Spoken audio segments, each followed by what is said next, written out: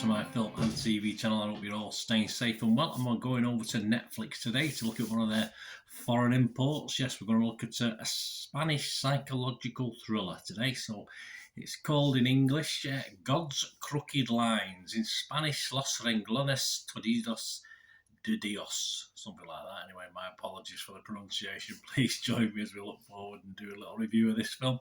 Please, if you are new to the channel, push that subscribe button, push the bell notifications, and if you get a little chance, if you can for me, while you're pushing buttons, just push that little like button and the thumbs up button.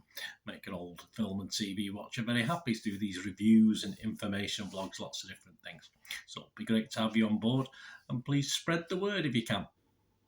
Right, God's Crooked Lines, yes, 2 hours 34, so it's quite long. Yeah, I've noticed could have made a little mini-series out of this. I think there's still plenty of options, I think, within the time constraints we got. This was directed by a guy called Oriol Paulo, which stars Barbara Lenny in the lead. Barbara Lenny in the lead role. Yeah, I'm quite impressed. I've not seen much of Barbara in the past. Written by Oriol Paulo and Guillem Clua, with the collaboration of Laura Sendim, the screenplay and adaptation of the 1979 novel of the same name by Tuato Luca Dutena. And of course, it's actually based in and around the 1970s, so obviously there's no such things as mobile phones, stuff like that, so that's all part of the film. The plot, yes, it follows Alice, played by Lenny herself, Alice Gould, a woman entering a psychiatric ward in order to investigate the mysterious circumstances pertaining a death in the facility.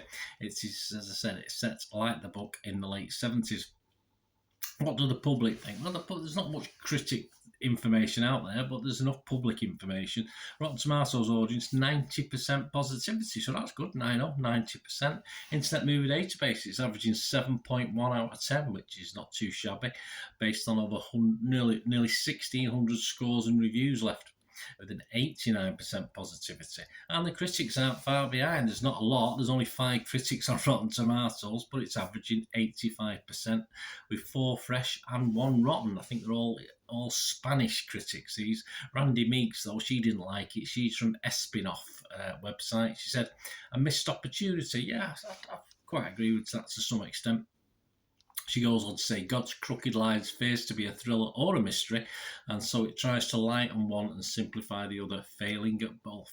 Both. I think it's been a bit harsh. I can see the point she's trying to make. It does stumble between two things. You don't. But try not to think too deeply about it. That's my impression on it.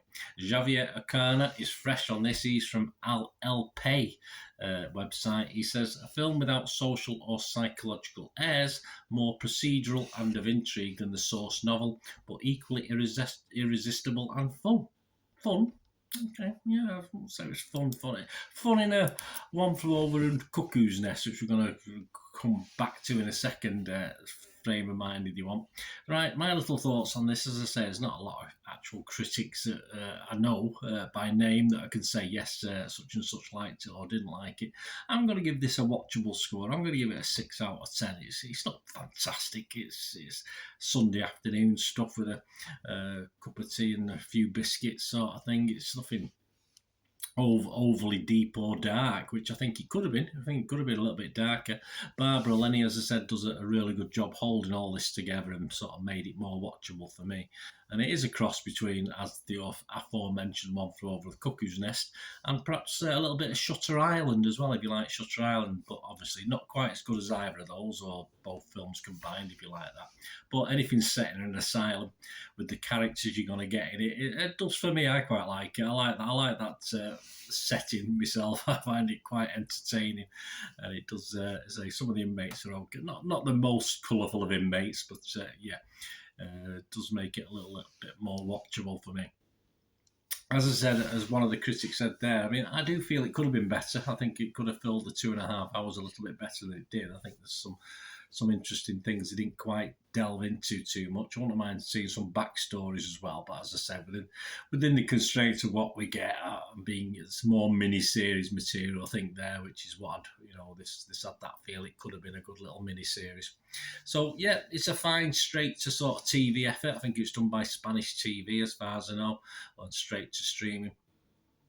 And yeah, it works as far as you never really know who to believe. You want to believe in people, of course you do. You've got your favourites, but it all sort of twists and turns. You're not overly 100% sure, but you do really know what. Don't really know what to believe, even up to the final end scene, which is not the greatest ending. I didn't think the ending was fantastic, but it was okay. But again, it was just one of those endings, a fudged ending for me, where you sometimes I don't like to think myself what's going to happen. I like it to be in black and white what happens, and that's just a personal thing. I don't like having to make too many. I don't mind making judgments throughout a film, but I want the film to end and come to a conclusion where I don't have to decide what the ending should be or what it might be.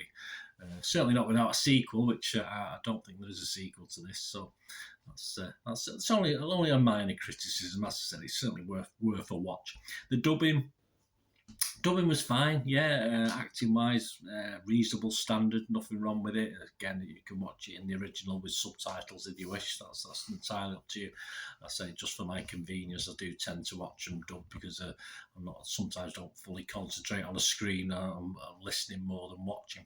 So yeah, it works for me. It's fine. No problem with that. And one of the best, certainly one of the better Netflix efforts over the last couple of months that I've watched, as far as the foreign language one's concerned.